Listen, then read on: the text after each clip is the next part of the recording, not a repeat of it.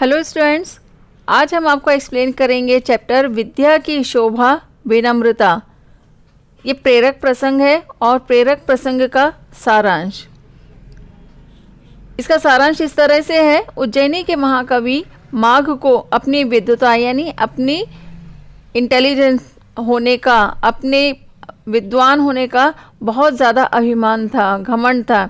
एक बार राजा भोज के साथ वे कहीं जा रहे थे तो एक वृद्धा ने उनकी विद्वता को चुनौती देते हुए कई प्रकार से उन्हें संशय में डाल दिया। वो दरअसल कहीं भ्रमण पर निकले थे राजा के साथ और रास्ते में भटक गए कि उन्हें अब किस दिशा में जाना है, और इसके लिए उन्होंने एक वृद्धा से कुछ प्रश्न पूछे और वृद्धा ने जब उन्हें उन्हीं के प्रश्नों को दोबारा चुनौती दिया तब उन्हें बहुत ही आश्चर्य भी हुआ और उनका जो घमंड है वो चूर हो गया। अंत में उन्होंने विनयपूर्वक कहा, माँ हम हार गए। तब वृद्धा ने कहा, महानुभाव, संसार में कर्ज लेने वाला या अपना चरित्र बल खो देने वाला ही पराजित होता है। मैं जानती हूँ कि आप माघ हैं, महाविद्वान हैं, लेकिन विद्वता की शोभा का इस प्रकार से घमंड करना अच्छा नहीं है।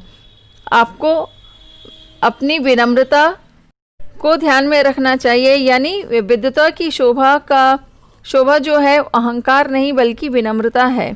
इसे सुनकर माघ लज्जित होकर वहाँ से आगे चल दिए। स्टूडेंट्स, अब हम आपको एक्सप्लेन करेंगे विद्वता की शोभा विनम्रता चैप्टर के लघु उत्तरी प्रश्नोत्तर।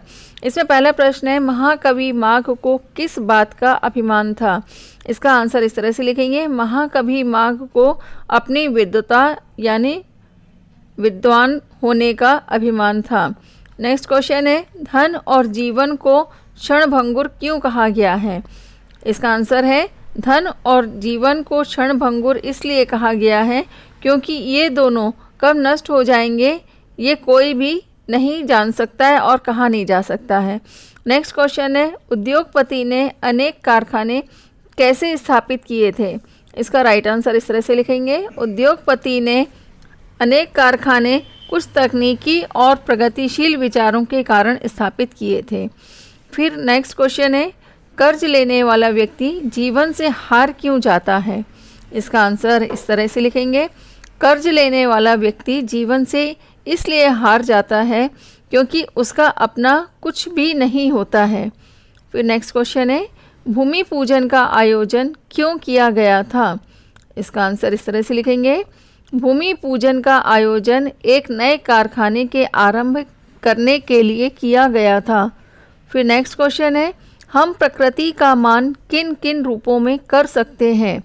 इसका आंसर इस तरह से लिखेंगे, हम प्रकृति का मान वृक्षारोपण और पर्यावरण को संरक्षित करके या संरक्षण के रूप में कर सकते हैं। इसके पश्चात नेक्स्ट क्वेश्चन है, शास्त्रों में किन दो को राजा माना गया है?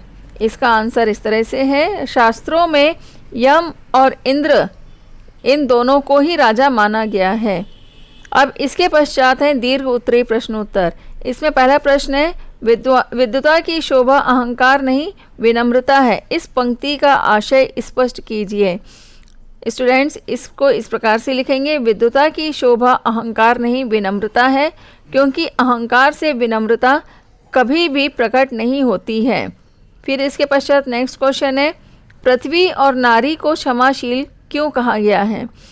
इसका आंसर इस तरह से लिखेंगे, पृथ्वी और नारी को क्षमाशील इसलिए कहा गया है क्योंकि इन दोनों को बोझ नहीं मालूम पड़ते हैं, अर्थात पृथ्वी के ऊपर सभी जीव जंतु सभी कुछ रहते हैं लेकिन पृथ्वी को इनका भार पता नहीं होता है। लेकिन यदि कोई व्यक्ति पाप करता है, गलत काम करता है तो पृथ्वी पर वह भारी होने लगता है, पृथ्वी उसका भार सहन नहीं कर सकती है।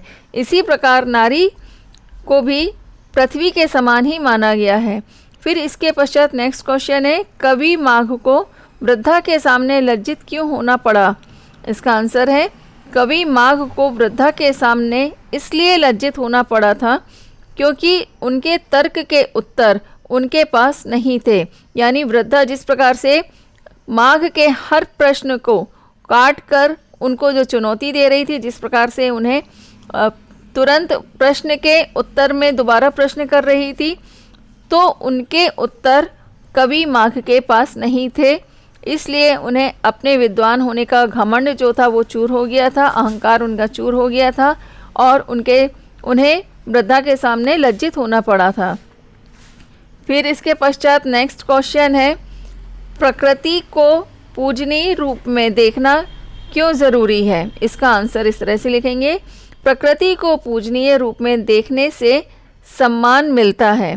फिर इसके पश्चात नेक्स्ट क्वेश्चन है, प्रकृति को किसका भार अधिक लगता है और क्यों? इसका आंसर इस तरह से लिखेंगे, प्रकृति को उसके नियमों के विपरीत कार्य करने वालों का भार अधिक लगता है क्योंकि उसे यह असहाय होता है। अर्थात जो प्रकृति के नियम को तोड़ता है या उसके विरुद्ध कार्य करता है वह एक तरह से पापी माना जाता है और इसका भार पृथ्वी को असहनीय होता है। इसके पश्चात नेक्स्ट क्वेश्चन है, प्रकृति परमात्मा का ही एक रूप है, इस कथन को स्पष्ट कीजिए।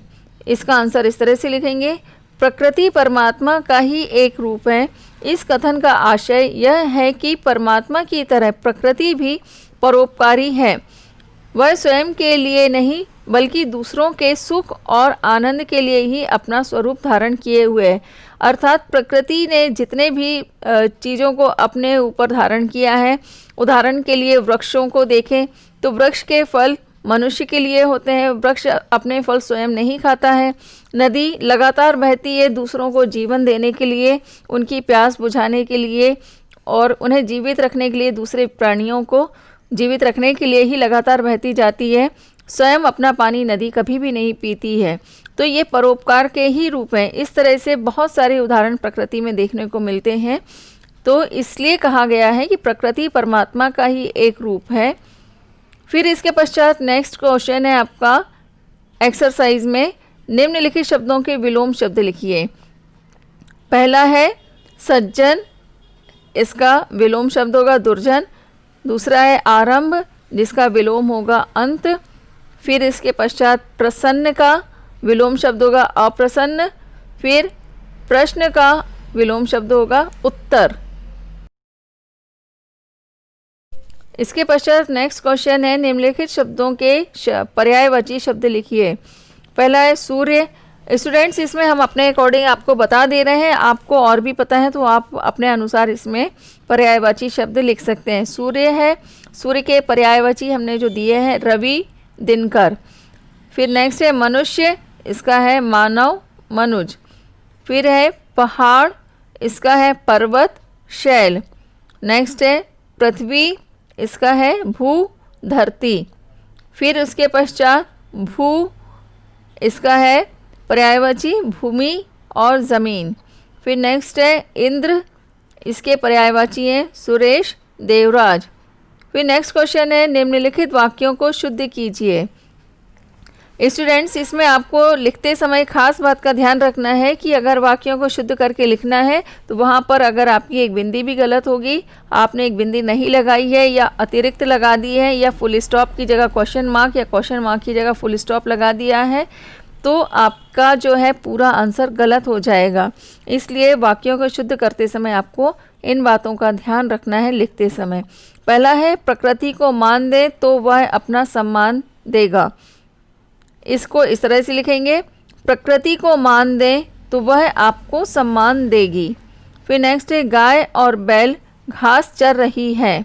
इसको इस तरह से लिखेंगे, गाय और बैल घास चर रहे हैं। फिर नेक्स्ट है कृपया राह बताने की कृपा करें। इसको इस तरह से लिखेंगे, राह बताने की कृपा करें या कृपया राह बताइए, लेकिन इसका ज़्यादा सही इस तरह से ही है, राह बताने की कृपा करें। फिर नेक्स्ट है पृथ्वी जड़ नहीं चैतन्य होता है। इसको इस तरह से लिखेंगे, पृथ्वी जड़ नहीं चैतन्य होती है।